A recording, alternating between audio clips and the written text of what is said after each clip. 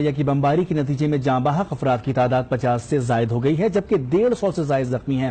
حکام کے مطابق کارروائی میں طالبان کو نشانہ بنایا گیا، لیکن مقامی افراد نے اس کی تردید کی ہے۔ اقوام متحدہ نے بھی واقعے کی تحقیقات کا آغاز کر دیا ہے۔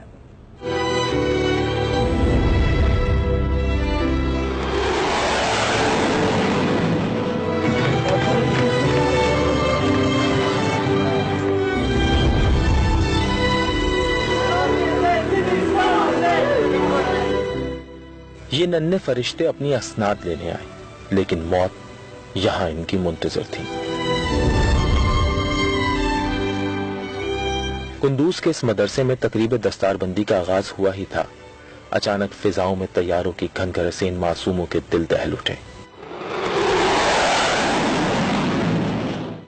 استادوں اور گھروں سے آئے بڑوں کو ننھے دلوں نے حال بتایا، پریشانی سنائی، کچھ ہونے والا ہے، لیکن بڑوں نے اطمینان دلایا۔ افغان ایئر فورس کے طیاروں نے مدرسے کے اوپر سے چکر لگایا، نیچے کا جائزہ لیا تو انہیں یہ ننھے معصوم بڑے دہشت گرد نظر آئے۔ پائلٹس نے آسمان سے بم گرانے اور آگ برسانا شروع کر دی۔ افغان فضائیہ کے اس حملے کے بعد تقریب تلپٹ ہو چکی تھی۔ قرآن کی تلاوت کی جگہ بچوں کے کرہانے اور چیخنے کی آوازیں لے چکی تھیں۔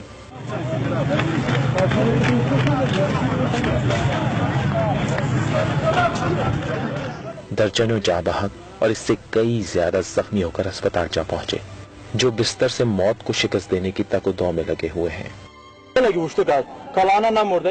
مارے جانے والے سارے کمسن ہیں، بچوں اور عام شہریوں کو نشانہ بنایا گیا۔ جاں بحق افراد میں کوئی طالبان شامل نہیں ہے۔